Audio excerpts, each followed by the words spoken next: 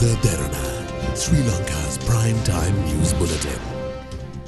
ආයුබෝවන් ජාත්‍යන්තර ප්‍රමිතියේ ප්‍රවෘත්ති වාර්තාකරණයේ ජාතික සංනාමය. අද දෙරණ සමගින් මම සංක අමරජය. ප්‍රථමයෙන් ප්‍රධාන පුවත් සිරස්ථාන.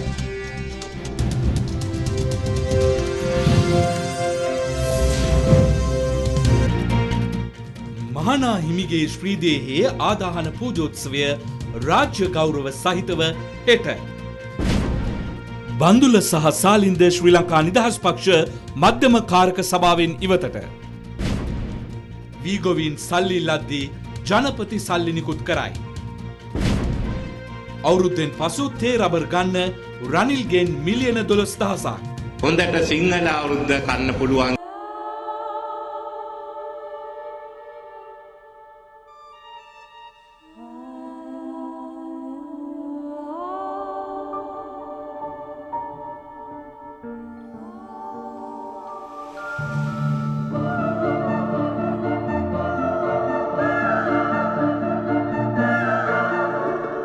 Living your masterpiece.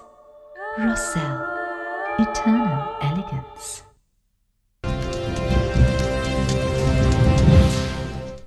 අපවත් වී වදාළ සියම් මහනිකායේ අස්කිරි පාර්ශ්වයේ මහානායක අතිපූජ්‍ය උඩුගම ශ්‍රී බුද්ධ රක්කිත නාහිමියන්ගේ දේහය පිළිබඳ අවසන් කටයුතු පූර්ණ රාජ්‍ය ගෞරව සහිතව හෙට අස්කිරිය පොලිස් ක්‍රීඩාංගණයේදී සිදු කිරීමට නියමිතයි. අද දිනේත් විශාල පිරිසක් උන්වහන්සේගේ ශ්‍රී දේහයට අවසන් ගෞරව දැක්වුවා.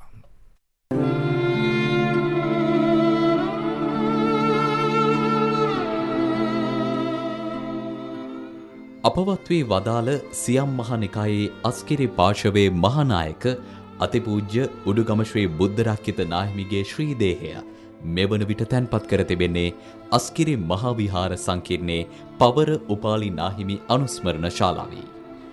අද දිනේත් ගිහි පැවදි විශාල පිරිසක් නාහිමියන්ගේ දේහයට අවසන් ගෞරව දැක්වීමට අස්කිරි විහාරය වෙත පැමිණියා. අග්‍රාමාත්‍ය රනිල් වික්‍රමසිංහ මහතාද අද පෙරවරුවේ නාහිමියන්ගේ දේහයට අවසන් ගෞරව දැක්වුවා.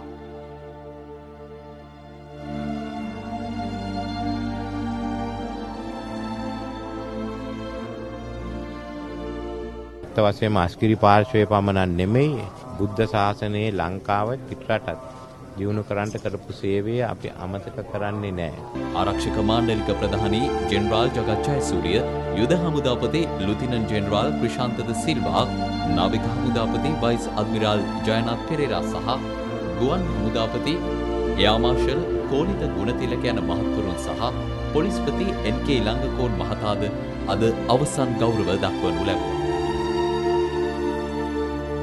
මේ අතර ජනතා විමුක්ති පෙරමුණේ නායක අනුර කුමාර දිසානායක මහතා සහ රජයේ මැති ඇමතිවරුන් ඇතුළු මහජන නියෝජිතයින් රැසක්ද නාහිමියන්ගේ ශ්‍රී දේහයට අද සිය අවසන් ගෞරව දැක්වුවා.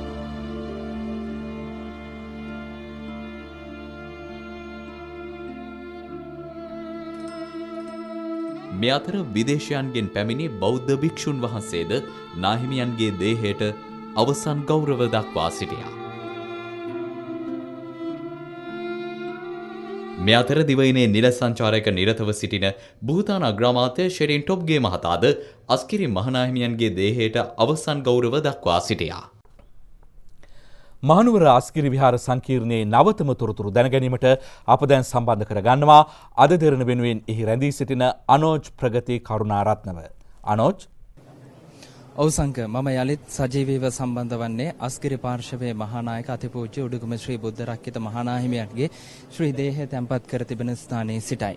අද උදෑසන සිටම මේ වන විටත් අති විශාල ජනකායක් භික්ෂුන් වහන්සේලා ඒ වගේම ජනතාව දේශපාලඥයින් විවිධ ශේෂ්ත්‍රයන් නියෝජනය කරන පුද්ගලයන් රැසක් උඩුගම ශ්‍රී බුද්ධ රක්කිත මහානාහිමියන්ගේ ශ්‍රී දේහයට අවසන් ගෞරව දැක්වීම සඳහා මෙම ස්ථානයට පැමිණෙන ආකාරය අපට දැක් ගන්නට හැකියාව ලැබෙනවා. ඒ වගේම තමයි උන්වහන්සේගේ ශ්‍රී දේහය පිළිබඳ අවසන් කටයුතු එහෙමත් නැත්නම් උන්වහන්සේගේ ශ්‍රී දේහය පිළිබඳ ආදාහන පූජෝත්සවය පැවැත්වෙන අස්කිරි පොලිස් ක්‍රීඩාංගණයත් මේ වන විට සියලු කටයුතු සඳහා සූදානම් වෙමින් තිබෙන ආකාරය අද දවස පුරා අපට දැක් ගන්නට හැකියාව ලැබුණා.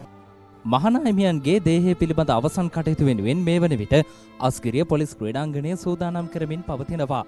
උන්වහන්සේට අවසන් ගෞරව දැක්වීම වෙනුවෙන් අවශ්‍ය සියලු පහසුකම්ද මේ වන විට සකස් කර අවසන්. මහානාහිමියන්ගේ ශ්‍රී දේහය රැගත් ප්‍රිය පෙරහැර හෙට පසරු 1ට අස්ගිරි මහා විහාර සංකීර්ණයේ සිට අස්ගිරිය පොලිස් ක්‍රීඩාංගණය දක්වා ගමන් ආරම්භ කරනවා. අස්ගිරිය මහා විහාරයේ සිට ශ්‍රී දේහය රැගත් ප්‍රිය පෙරහැර ගාමිණී දිසානායක මාවත, කන්ද වීදිය, ඩී.එස්. සේනානායක වීදිය, දළදා වීදිය, ඔරලෝසු කණුව හන්දිය, පරණ පේරාදෙණිය පාර, පොලිස් හන්දිය, තිලක් රත්නායක මාවත ඔස්සේ පස්වරු 2:30ට අස්ගිරිය පොලිස් ක්‍රීඩාංගණය වෙත ළඟා වනවා. මෙම කාලය තුල එම මාර්ගයන්හි රථවාහන ධාවනය සීමා කරන බවත් විකල්ප මාර්ග භාවිත කරන ලෙසත් පොලිසිය ජනතාවට දන්වා සිටිනවා. එමෙන්ම යුද හමුදා සෙබළුන් 500ක්, නාවික හමුදා සෙබළුන් 250ක් සහ ගුවන් හමුදා සෙබළුන් 250ක් රිය පෙරහැර ගමන් ගන්නා මග දෙපස සිට ශ්‍රී දේහයට ගෞරව පුද කරනු ඇති. පස්වරු 5ට ගුවනින්ද පුෂ්පෝපහාර දක්වනු ඇති. ආදාහන කටයුතු සිදු කරන හෙට දිනය ජාතික ශෝක දිනයක් ලෙස රජය ප්‍රකාශයට පත් කර තිබෙනවා. බොහෝ පිරිසකට මේ අවස්ථාවට සහභාගී වෙන්න බැරි වෙනවා. ඒ බැරි වෙන පිරිසකට මේ දැරණ නාලිකාව මගින් මේ හැටියට ප්‍රසිද්ධියට පත් කරලා ආදාහන පූජෝත්සවය දැක බලාගෙන ඒ ධර්මානුශාසනාවට ඇහුම්කන් දීලා සමනුත්තින් ලබාගෙන ඒ පින උන්වහන්සේට අනුමෝදන් කරවන්නට පුළුවන්කම තියෙනවා. අපවත් වී වදාළ අස්ගිරි පාර්ශ්වයේ මහානායක අතිපූජ්‍ය උඩුගම ශ්‍රී බුද්ධරක්කිත මහානාහිමියන්ගේ අපවත් වීමෙන් පසු පත්වන නව අස්ගිරි මහානායක හිමියන් තෝරාපත් කරගන්න ආකාරය පිළිබඳව අප සොයා බැලුවා. අස්ගිරි මහා විහාරයේ සඳහන් කළේ අපවත් වූ මහානායක හිමියන්ගේ සද්දින දානමය පුණ්‍ය කර්මයෙන් අනතුරුව නව අස්ගිරි මහානාහිමියන් පත් කිරීම සිදුවන බවයි. මෙරට බෞද්ධ ශාසනයට අමිල මෙහෙයක් ඉටු කළ අස්ගිරි පාර්ශවයේ මහානායක අතිපූජ්‍ය උඩුගම ශ්‍රී බුද්ධරක්කිත මහානාහිමියන් අස්ගිරි මහවිහාරයේ බිසිවන මහානායක හිමියන් ලෙස පත්වන්නේ 1999 වර්ෂයේ දෙසැම්බර් 13 වනදායි. වසර 15කට ආසන්න කාලයක් අස්ගිරි මහවිහාරයේ මහානායක දුරේ හෙබ වූ උන්වහන්සේ පසුගිය 8 වනදා අපවත් වුණා. අපවත් වී වදාළ මහානායක හිමියන්ගේ සද්දින දානමය පුණ්‍ය කර්මය ලබන බදාදට යෙදී ඇති අතර එදිනෙම කටයුතු අවසන් වී නව මහානායක හිමියන් තෝරාපත් කර ගැනීමේ කටයුතු සිදු කිරීම මහවිහාර සම්ප්‍රදාය වනවා. එහිදී අස්ගිරි පාර්ශවයේ අනුනායක අතිපූජ්‍ය ගලගම ශ්‍රී ධම්මදාස හිමියන් විසින් හිටපු අස්ගිරි මහානායක හිමියන් අපවත් වූ බවත් එම මහා පදවිය හිස්ව පවතින බවත් අස්ගිරි පාර්ශවයේ කාරක සංඝ සභාවට නිල වශයෙන් දැනුම් දිය යුතුයි. එම දැනුවත් කිරීමෙන් පසුව සමාජිකයන් 18 දෙනෙකුගෙන් සමන්විත අස්ගිරි පාර්ශවයේ කාරක සංඝ සභාව රැස්ව 21 වන මහානායක හිමියන් තෝරාපත් කර ගැනීම සිදුවනවා. එහිදී දැනට සිටින කාරක සංඝ සභාවේ සමාජිකයන් 18 දෙනා ඒකමතිකව හෝ බහුතර කැමැත්තට අනුව නව අස්ගිරි පාර්ශවයේ මහානායක හිමියන් පත් කර ගැනීම සිදුවන බවයි අස්ගිරි මහවිහාරය සඳහන් කළේ. වංචාවෙන් දූෂණයෙන් සහ අක්‍රමිකතාවෙන් තොර රාජ්‍ය සේවයක් සේම පවුල් පාලනයෙන් තොර දේශපාලනයක් වත්මන් රජයේ අපේක්ෂාව බව ජනාධිපති මෛත්‍රීපාල සිරිසේන මහතා පවසනවා. ජනාධිපතිවරයා මේ බව පැවසුවේ අද පස්වරුවේ පොළොන්නරුව දිස්ත්‍රික් ග්‍රාම සේවා එකමුතුව විසින් සංවිධානය කළ උත්සවයකට සහභාගී වෙමින්. පුලතිසි ගම්පති ජනපති සහෘද හරසර නමින් මෙම උත්සවය සංවිධානය කර තිබුණේ පොළොන්නරුව රාජකීය විද්‍යාලීය ශ්‍රවණාගාරයේදී.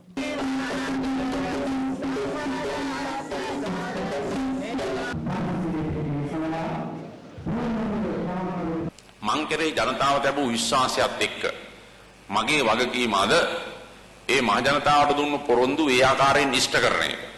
විවස්ථා සංශෝධනයේ ජනාධිපතිවරයාගේ බලතල සම්බන්ධයෙන් ඊළඟට දින 100 වැඩපිළිවෙලේ කියලා තියෙන අලුත් මැතිවරණ ක්‍රමයක්. අනිත් පැත්තෙන් රාජ්‍ය සේවයේ කාර්යක්ෂමතාවය සහ ආණ්ඩුවක් විදිහට ඒ ආණ්ඩුව තුල දූෂණය, වංචාව, අක්‍රමිකතාවය නොමැති පාලනයක්. පෞල් පාලනයෙන් තොර දේශපාලනයක්. තව මාස දෙකමාරකින් 3කින් මැතිවරණයක් එනවනේ, පාර්ලිමේන්තු මැතිවරණයක්. ඒ පාර්ලිමේන්තු මැතිවරණයට මගේ පවුල එහෙම කවුරුවත් තරඟ කරන්නේ නැහැ. මගේ සහෝදරෙක් එහෙම කිසි කෙනෙක් තරඟ කරන්නේත් නැහැ. මම ජනතාවට දුන්න ප්‍රතිඥාව තුල ඒ ප්‍රතිපත්තිය ඒ ආකාරයෙන්ම මම පෙන්වනවා ඒ ආදර්ශය. බන්දුල ගුණවර්ධන සහ සාලින්ද දිසානායක යන මන්ත්‍රීවරුන් ශ්‍රී ලංකා නිදහස් පක්ෂ මධ්‍යම කාරක සභාවෙන් ඉවත් කර ඇති බවට පක්ෂ නායක ජනාධිපති මෛත්‍රීපාල සිරිසේන මහතා ලිපි මගින් දැනුවත් කර තිබෙනවා. ශ්‍රී ලංකා නිදහස් පක්ෂ මධ්‍යම කාරක සභාවෙන් ඉවත් කිරීම සම්බන්ධයෙන් අදහස් දැක් වූ එක්සත් ජනතා නිදහස් සන්ධාන පාර්ලිමේන්තු මන්ත්‍රී බන්දුල ගුණවර්ධන මහතා. අද දිනේදී මට ලිපියක් එවලා තියෙනවා. ශ්‍රී ලංකා නිදහස් පක්ෂයේ සභාපති අතිගරු මෛත්‍රීපාල සිරිසේන ජනාධිපතිතුමා විසින් ශ්‍රී ලංකා නිදහස් පක්ෂයේ මධ්‍යම කාරක සභාවේ සභික ධූරයෙන් මා ඉවත් කළ බව. එහි සඳහන් කරලා තිබෙනවා ශ්‍රී ලංකා නිදහස් පක්ෂයේ මධ්‍යම කාරක සභාවේ තීරණවලට පටහැනිව ක්‍රියා කිරීම නිසා ඉවත් කරන බව. නමුත් මම හිතන්නේ ඇත්ත සාධකයේ නෙවෙයි. එක්සත් ජාතික පක්ෂයේ රජයට ශ්‍රී ලංකා නිදහස් පක්ෂයේ සම්බන්ධ වීමෙන් පසු ඒට හීලෑ නොවන තැනැත්තන් දඩයන් කිරීමේ ආරම්භක පියවරක් ලෙසයි මම මේ දකින්නේ. භාණ්ඩාගාර බිල් අනුකර නිකුතු හරහා සිදු වී තිබෙන කෝටි ප්‍රකෝටි සංඛ්‍යාත අලාභය පිළිබඳ අවාසිය පිළිබඳ පාර්ලිමේන්තුව තුලත් පාර්ලිමේන්තුවෙන් පිටතත් අපි අපිට කළ හැකි උපරිම දේ කර තියෙන. ඇමතිකම් මන්ත්‍රීකම් තිබුණත් නැතත් අපි මේ රටේ ජාතියේ ජාතික ආර්ථිකයේ යහපත වෙනුවෙන් නිරාවුද අවිහිංසක මිනිස්සුන්ගේ පැත්තේ කකුල් දෙකම තියාගෙන හිටගෙන ඉන්නවා කියන එක මම මේ අවස්ථාවේදී සඳහන් කරන්නට කැමතියි. බන්දුල ගුණවර්ධන සහ සාලින්ද දිසානායක යන මන්ත්‍රීවරුන් සේම එක්සත් ජනතා නිදහස් සන්ධානයේ පාර්ලිමේන්තු මන්ත්‍රී එස්.එම්. චන්ද්‍රසේන මහතාද ශ්‍රී ලංකා නිදහස් පක්ෂයේ මධ්‍යම කාරක සභාවෙන් ඉවත් කොට ඇති බව ලිපියකින් දැනුම් දී ඇතැයි එස්.එම්. චන්ද්‍රසේන මහතා අද දෙරණ අමතා සඳහන් කළා. දැන් කෙටි විරාමයක්. Discover a secret of the most luxurious kind. A secret that pampers you with the freshest, juiciest extracts from nature and the finest French ingredients. World-class natural beauty care. Sari, it's a secret.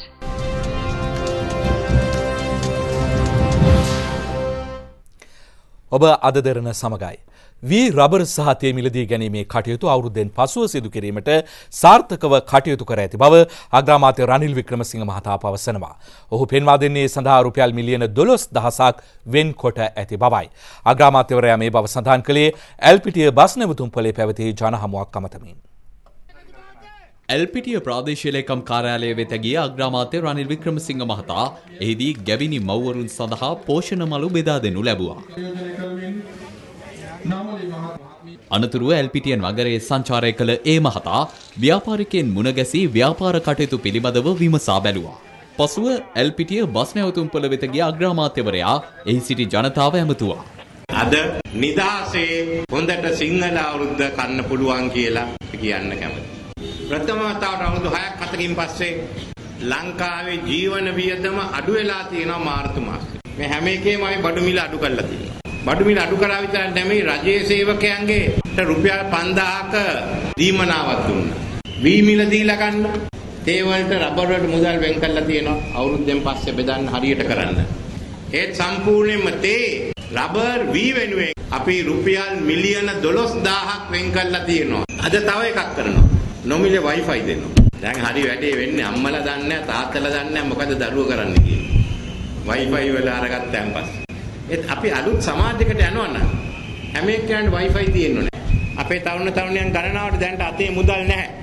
ඒ නිසා තමයි Wi-Fi නොමිලේ දෙන්න අපේ සංනිවේදන තාක්ෂණය දියුණු කරන්න ඒ වැඩසටහන් කරන්නේ. අපි දන්නවා පහුගිය ආණ්ඩුවේ අදූරදර්ශ පාලනය නිසා ජාත්‍යන්තරයේ හුදකලා වෙච්ච නිසා අපේ තේ වෙළඳ පොළ අපිට අහිමි වුණා. අපේ රබර් වලට මිලක් නැතුව ගියා. වාසනාවට ජාත්‍යන්තරයේ හසුරවන්න පුළුවන් නායකයෙක් අග්‍රාමාත්‍ය පුටේ වාඩි වෙලා ඉන්න නිසා බය නැතුව අපිට සිංහල අලුත් අවුරුද්දේ කතා කරන්න පුළුවන් වෙලා තියෙනවා. මෙම රැස්වීමෙන් අනතුරුව අග්‍රාමාත්‍යවරයා ඇල්පිටිය නගරයේ Wi-Fi කලාපය විවෘත කළා. රජය විසින් ගොවීන්ගෙන් ගත් වී සඳහා ගෙවිය යුතු මුදල් වහාම ගොවීන් වෙත ලබා දීමට පියවර ගන්නා ලෙස ජනාධිපති මෛත්‍රීපාල සිරිසේන මහතා අදාළ අංශ වෙත උපදෙස් දී තිබෙනවා. කෙසේ වෙතත් දිවයිනේ ප්‍රදේශ කිහිපයකම වී ගොවීන් වී මිලදීගත් වී වලට මුදල් ලබා දෙන ලෙස ඉල්ලමින් විරෝධතාවල නිරත වී තිබෙනවා. මහකන්නේ වී කිලෝවක් රුපියල් 50ක සහතික මිලකට මිලදී ගැනීමට රජය පියවරගත් අතර එම වී සඳහා මුදල් ගෙවීම ප්‍රමාද වීම හේතුවෙන් ගොවීන් පසුගිය දිනවල විරෝධතාවල නිරත වුණා.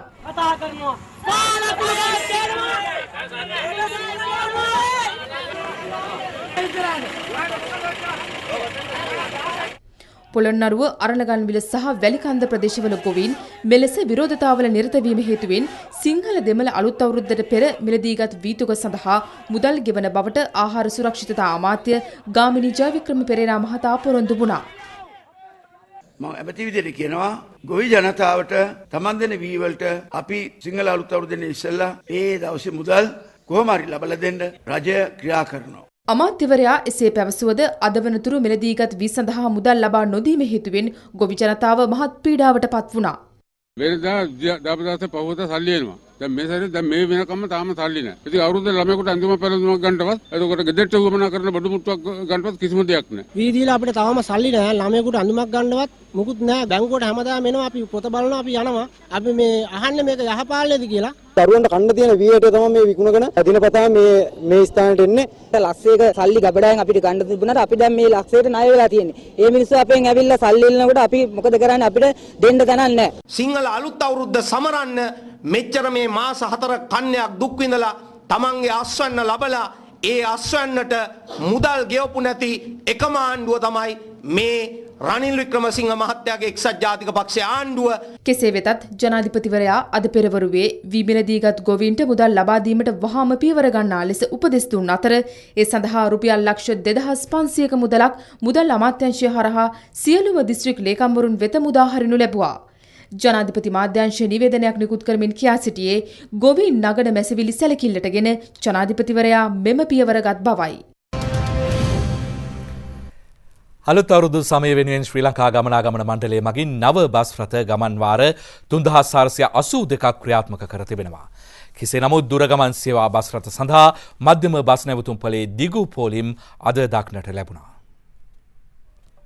අලුත් අවුරුදු සමය වෙනුවෙන් ගම්බිම් බලා යන ජනතාවට අවශ්‍ය පහසුකම් සලසා ඇති බව ප්‍රවාහන බලධාරීන් සඳහන් කළා. අලුත් අවුරුදු සමය වෙනුවෙන් අප්‍රේල් 8 වෙනිදා සිට අමතර බස් ධාවනය පටන් ගත්තා. කිසිම ප්‍රශ්නයක් නැතුව බස් රථ ටික කාලසටහන අනුව පැමිණියා.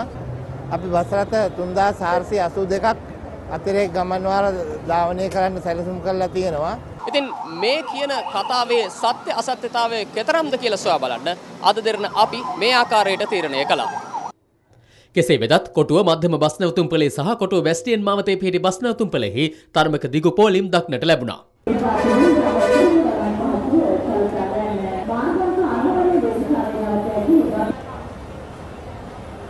සාමාන්‍යයෙන් බස් ටිකක් වෙලු දානවන හොඳයි. එකමාර බස් එක ගියලා 3 ගත්තාම නැහැ. දැන් ඇවිල්ලා පැය භාගයක් විතර වගේ වෙනවා. ලොකු තදබදයක් නැතුනොත් බස් වල පොඩි අඩුවක් නම් දැනෙන්න තියෙනවා. කොටුව දුම්රිය ස්ථානයේද ජනතාව රැඳී සිටියේ මේ ආකාරයෙන්. විනාඩි 15ක වගේ වෙනසක් සමහරට වෙන ඈත ඒ වගේ නැගන් එක වෙලාවට යනවා. හොඳයි. එහෙම ප්‍රමාදයක් නැහැ. විශේෂ දුම්රිය සේවාවල් ක්‍රියාත්මක වෙනවා. මගේ ජනතාවට ඉල්ලා සිටින්නේ කාල වේලාව ඇතුව දුම්රිය ස්ථානට පැමිණෙන්නත් ඒ වගේම ප්‍රවේශමෙන් දුම්රියට නැගීමටත් නුගෙන් බැසීමටත් කටයුතු කරන්න. අධිකරණයේ ලබා දුන් තීන්දුව පිළිගනිමින් 19 වන ආණ්ඩුක්‍රම ව්‍යවස්ථා සංශෝධනය සම්මත කරගන්නා බව නිවාස හා සමෘද්ධි අමාත්‍ය සජිත් ප්‍රේමදාස මහතා සඳහන් කළා. ඒ මහතා මේ බව සඳහන් කළේ හම්බන්තොට ප්‍රදේශයේ පැවති රැස්වීමක් අමතමින්. පාර්ලිමේන්තුවට යෝජනා ඉදිරිපත් වෙනවා. පාර්ලිමේන්තුවෙන් ඒ ඉදිරිපත් වුණු යෝජනා ටික ශ්‍රේෂ්ඨාධිකරණය හරහා අද අපිට ශ්‍රේෂ්ඨාධිකරණයේ අර්ථ නිරූපණය ලැබිලා තිබෙනවා. දැන් ශ්‍රේෂ්ඨාධිකරණයේ තීන්දුවට අපි රජයක් හැටියට හිසනම. අපි හිසනමන්නට ඕන. දැන් මේ යහපාලන සංකල්පය තුල අපි උසාවි වලට ඇඟිලි ගහන්නේ නැහැ. අපි ශ්‍රේෂ්ඨාධිකරණයේ විනිසුරුවන්ට බලපෑම් කරන්නේ නැහැ. අග්‍ර විනිශ්චයකාරවරුන්ව නායක කාරකාදීන්ගේ කකුල් දෙක ළඟට ගෙන්නලා මෙන්න මේ තීන්දුව ලබා දෙන්නේ කියලා ඒ ලියපු කාලේ අවසන්. අපි හැමෝම දන්නවා පහුගිය කාලේ ශ්‍රේෂ්ඨාධිකරණයේ අග්‍ර විනිශ්චයකාරවරුන් ගණනාවකට යන්න සිද්ධ වුණා. අරලියගහ මන්දිරයටයි ජනාධිපති මන්දිරයටයි. මොනවටද? දෙන තීන්දුව තීරණ පිළිබඳව සාකච්ඡා කරා. එදා කාලේ වගේ විනිසුරුවරුන්ට බලපෑම් මෙල්ල කරපු යුගය ඉවරයි. කෑගලු බසන්ත සැනකෙළිය අද දවස පුරා විශාල ජන සහභාගීත්වයකින් කෑගලු ක්‍රීඩාංගණයේදී පැවැත්වුණා. 31 වෙනි වරට පැවැත්වෙන කෑගලු වසන්ත සැනකෙළිය අද උදෑසන ආරම්භ වුණේ සබරගමු පළාත් ප්‍රධාන අමාත්‍ය මහිපාල හේරත් මහතාගේ ප්‍රධානත්වයෙන්. මෙහිදී අලි රේස්, තිරික්කල් රේස් ඇතුළු ජන ක්‍රීඩා රැසකින් කෑගලු වසන්ත සැනකෙළිය වර්ණවත් වී තිබුණා.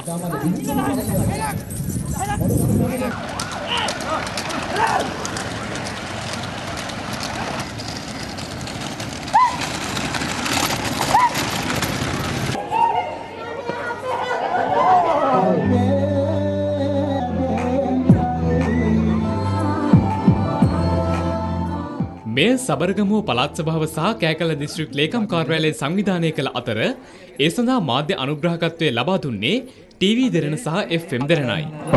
ආචාර කරලා බලන්නකො මොනතරම් ශික්ෂණයක් තියෙනවද? ඒ සමගින් අපගේ රාත්‍රී 8 ප්‍රධාන ප්‍රවෘත්ති ප්‍රකාශයේ නිමාවට පත්වනවා. සුබ රාත්‍රියක්.